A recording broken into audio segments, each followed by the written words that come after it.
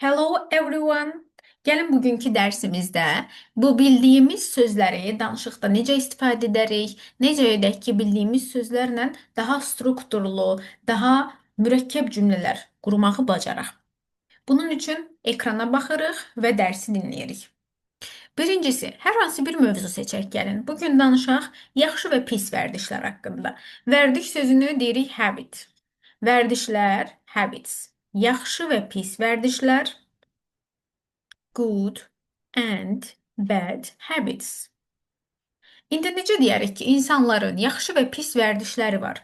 İnsanlar sözü people və insanların var deyəndə biz burada have istifadə etməliyik. Ümumiyyətlə, mənim var, sənin var, onun var, bu kimi cümlələrdə istifadə edirik have.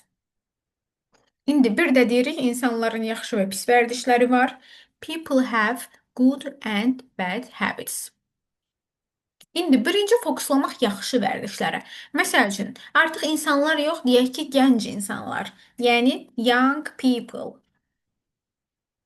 Desək, gənc insanların yaxşı vərdişləri var. Necə deyərik? Young people have good habits. İndi burada bir neçə nümunə əlavə edək. Məsəl üçün, yaxşı vərdişlər nə ola bilər? Sağlam qidalanmaq. Eating healthily. Və yaxud da idman etmək, doing, etmək, sport, idman, idman etmək. Sonra deyək ki, yeni nələrsə öyrənmək, öyrənmək, learning, yeni nələrsə new things, learning new things. İndi bu cümlədə bir dənə çatışmayan hissə var. Habit sözündən sonra biz bir dənə such as əlavə etməliyik. Nəyə görə? Çünki such as kimi deməkdir. Deyirik gənc insanların yaxşı vərdişləri var. Sağlam qidalanmaq, idman etmək, yeni şeylər öyrənmək kimi. Bu kimi hissəsini hər hansı bir nümunələri verəndə həmişə yadda saxlayırıq, such as istifadə etməliyik. Deməli, young people have good habits, such as eating healthily, doing sport, learning new things. Sonra deyək ki, amma sözünü bir neçə formada deyə bilərik. But deyə bilərik. Danışıqda ən çox istifadə olunan və yaxud yazılı şəkildədirsə çalışırıq burada istifadə edirik however. However, amma. Desək ki, amma bəzi gənc insanlar, some young people, əziyyət çəkmək sözünü biz ingiliscə deyirik suffer, suffer. Əziyyət çəkmək. Desək nəydənsə əziyyət çəkmək. Özündən sonra from istifadə edirik. Suffer from, sonra da nəydən əziyyət çəkilir deyirik. Məsələn, asıllıq sözünü deyəcəyik addiction. Deyə bilərik internet asıllığı. Qabağına nə qoyuruq? Internet. The internet addiction. Və yaxud da nə asıllığından əziyyət çəkə bilərlər, deyə bilərik ki, narkotik asıllığı, maddə asıllığı, bu da olacaq drug addiction. Və yaxud da sağlam olmayan qida yemək, məsəl üçün, deyək fast food yemək, eating junk food. Junk food, fast food, hər ikisini istifadə edə bilərik. İndi cümləyə bir də baxaq. Deməli, amma bəzi gənc insanlar, however some young people əziyyət çəkir, suffer from, internet asılılığı, narkotik asılılığı və junk food, yəni fast food yeməkdən. However, some young people suffer from the internet addiction, drug addiction, eating junk food. Right. Sonra burada bir dənə bizə lazım olacaq idiom, o da hansıdır? Pis vərdişlər gec tərk edilir sözü. Bad habits die hard. Die ölməkdir. Hard da çətin, çətinliklə. Deyirik bad habits die hard. Pis vərdişlər gec tərk edilir. Elə bu özü bir dənə cümlədir. Ardına əlavə edək ki, amma bu mümkünsüz deyil. But it is not possible, impossible actually. It's not impossible. Amma bu mümkünsüz deyil. Right? Cümləyə bir də baxırıq. Pis vərdişlər gec tərk edilir, amma mümkünsüz deyil vərdişlərimizi dəyişmək.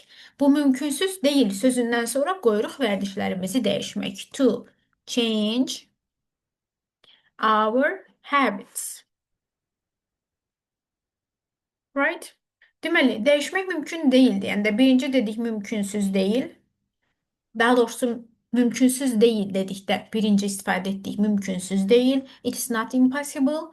Sonra da dəyişmək. To change our habits. İndi bu cümləyə bir də bütöv baxsaq belə olacaq ki, pis vərdişlər gec tərk edilir, amma vərdişlərimizi dəyişmək mümkünsüz deyil. Bad habits die hard, but it's not impossible to change our habits. Bu vaxt alır. Necə deyərik? It takes time. Desək bu uzun vaxt alır. Deyəcək it takes long time. Həmçinin sözünü ingiliscə deyirik also. Həmçinin bizə lazımdır, ehtiyacımız var. Bunu deyəcəyik we need. Ehtiyacı olmaq sözü need. Bizim məsəl üçün nəyə ehtiyacımız olur vərdişlərimizi dəyişəndə? Deyirik motivasiya, yəni motivation. Sonra deyə bilərik ki intizam, nizam intizam, disiplin. Disiplin və bir də özünü idarə etmə. Buna ingiliscə idarə etmə sözü controldur. Qarşısına da self, öz sözünü qoyuruq. Self-control. Deməli, bu zaman alır. Həmçinin bizim motivasiya, disiplin və özünü idarəyə ehtiyacımız var. It takes long time. Also, we need motivation, discipline and self-control. Right? Bəs pis vərdişləri tərk etmək necə deyərik? Tərk etmək deyəndə bir neçə versiyalar var əslində istifadə etmək üçün. Məsəl üçün quit deyə bilərik. Quit bad habits. Pis vərdişləri tərk etmək. Bəzən istifadə olunur give up. Give up yəni yenə də tərk etmək, nədənsə uzaqlaşmaq və yaxud da break istifadə oluna bilər. Break bad habits. Pis vərdişləri tərk etmək. İndi sadəcə birini istifadə edək, birinə fokuslanaq. Deyirik ki, bəzən insanlar pis vərdişlərini tərk edir. Sometimes, bəzən insanlar, people, tərk edir, quit. Pis vərdişləri, bad habits. Right? Sometimes people quit bad habits. Sonra deyirik, əvəzində yeni vərdişlər qazanır. Yeni vərdişlər qazanır sözünü burada biz build sözü ilə istifadə edəcəyik. Build. Qurmaq, yaratmaq, tikmək sözü build. İndi necə deyərik ki, onlar yeni vərdişlər qazanır. They build new habits. Əvəzində, yerində bu söz yaddan çıxdı. Bunu qoyuruq bu cümlənin əvvəlinə. Əvəzində instead they build new habits. İndi cümləyə bir də bütöv baxaq. Bəzən insanlar pis vərdişləri tərk edir, əvəzində onlar yeni vərdişlər qazanır. Sometimes people quit bad habits, instead they build new habits. Gəlin burada da bəzi nümunələr verək ki, onlar nə kimi yeni vərdişlər qazanır? Məsəl üçün, onlar yeni vərdişlər qazanır idman etmək kimi, kimini dedik such as. Such as-dən sonra əgər hərəkət gəlirsə mütləq sonuna ing qoyuruq. Such as doing sport. Deyək ki, davamlı olaraq idman etmək, right? Davamlı regularly. Və ya or deyə bilərik ki, özünü təkmilləşdirmək, inkişaf etdirmək. Buna deyirik improving. Improving özlərini deyəcəyik. Çünki cümlənin əvvəlini they sözü ilə başlamışıq, onlar sözü ilə. Ona görə də themselves. Özlərini. True. İndi bu cümləyə bir də bütöv şəkildə baxaq. Bəzən insanlar pis vərdişlərini tərk edir, əvəzində yeni vərdişlər qazanır, idman etmək, daimi idman etmək və özünü təkmilləşdirmək kimi. Sometimes people quit bad habits. Instead, they build new habits, such as doing sport regularly or improving themselves. Right? Baxın bu şəkildə. Hərəsi haqqında bir neçə cümlə deyirik, sadəcə bunlara ardıcıl düşünə-düşünə deyirik və mövzu haqqında qısa şəkildə fikrimizi çatdırmış oluruq. Və yaxud da bu yuxarı hissədə bəzi əlavə qeydlər edə bilərik. Məsəl üçün, bəzən cümlələrdə düşünmək, boşluq, pauza vermək ya da eləmək əvəzinə deyə bilərik ki, mənim fikrimcə zaman qazanmaq üçündür, həm də öz fikrimizi daha şəxsi fikrimizi çatdırmaq üçündür. Məsəl üçün, in my opinion, mənim fikrimcə deyə bilərik. İndi buna digər cümlə ilə birləşdirək. Deyək ki, mənim fikrimcə pis vərdişlər gec tərk edilir. In my opinion, bad habits die hard. Amma mümkündür dəyişmək. But it's possible to change. Və yaxud da bəzən fikrimizə ə, əks bir fikir, başqa bir tərəfdən yanaşmaq üçün istifadə edirik on the other hand. Yəni digər tərəfdən. İndi deyirik ki, mənim fikrimcə pis vərdişlər gec tərk edilir. In my opinion, bad habits die hard. Amma digər tərəfdən, but on the other hand, bu mümkündür.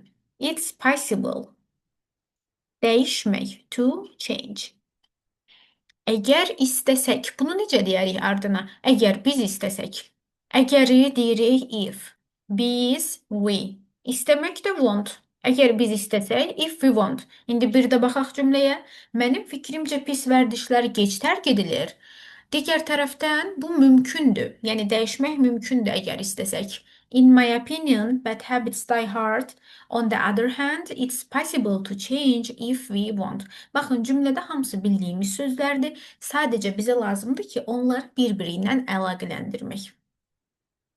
İndi bir dənə də öz experience-imiz, yəni təcrübəmizdən bir nümunə gətirək. Deyək ki, uşaqlıqda mənim pis vərdişlərim var idi. Keçmişdə deyirik. Uşaqlıqdanı deyəcəyik in my childhood. Var idi deyəndə, varı həvlə deyiriksə, ona keçmişdə had, I had. Mənim var idi, pis vərdişlərim. Bad habits. In my childhood, I had bad habits. Deyək ki, məsəl üçün, nə deyək? Məsəl üçün, dırnaqlarını yemək kimi, for example. Such as, dırnağını yeməyi deyəcək biting nails. Uşaqlıqda mənim dırnağımı yemək kimi pis vərdişlərim vardı. In my childhood, I had bad habits such as biting nails və başqa bir nümunə deyə bilərik. Gec yatmaq, sleeping late. Əgər yadda saxlayın bu hissəni də, gec yatmaq deyiriksə, sleeping late, həddən artıq gec yatmaq, artıq biraz bunu negativ mənada deyiriksə, yəni normanı aşıb, onda bu late-in qabağına da qoyuruq too. Too late. In my childhood, I had bad habits such as biting nails and sleeping too late. İndi necə deyərik ki, uşaqlıqda mənim pis vərdişlərim var idi, hansı ki, zamanla onları tərk etdim. İndi bu şəkildə deyək bu cümləni. Yenə də in my childhood hissəsini saxlayırıq. I had bad habits hissəsini də saxlayırıq. In my childhood I had bad habits. Bir dənə bura qoyuruq hansı ki, which mən tərk etdim. I gave up. Bu dəfə give up-ın keçmişini işlətdik. Which I gave up. Hansı ki mən tərk etdim. Keçən il məsəl üçün last year. Right? İndi cümləyə baxaq. In my childhood I had bad habits which I gave up last year. Uşaqlıqda mənim pis vərdişlərim vardı, hansı ki keçən il tərk etdim. Bu şəkildə. Ümumiyyətlə, hər hansı bir mövzu haqqında danışmaq istəyiriksə, yadda saxlayırıq. Məsəl üçün, bu mövzuda olduğu kimi. Birinci ümumi danışırıq. İnsanların yaxşı və pis vərdişləri var. Sonra deyirik, yaxşı vərdişlərdən bəzi nümunələr, pis vərdişlərə aid bəzi nümunələr. Sonra keçirik ki, yəni bunu dəyişmək mümkündürmü? Bunun haqqında da öz fikrimizi deyirik ki, it's possible, but it is difficult, it takes long time, but We can do it with motivation, discipline, self-control. Sonra da sonda biraz özümüzdən də nümunə veririk. Mənim hansı yaxşı vərdişlərim var, hansı pislər var, hansını dəyişmişəm. Bu şəkildə və mövzu tamamlanır. Əslində ingilis dilində danışmaq o qədər də çətin deyil, düzdür? Sadəcə bu bildiyimiz sözləri bağlayıcılarla bir-birinə bağlayıb cümləni qururuq. Və bu şəkildə, əgər danışığınızın inkişafını istəyirsinizsə, mütləq danışığa və dinləməyə fokuslanın. Bizə lazım olan əsas iki hissə bunlardır.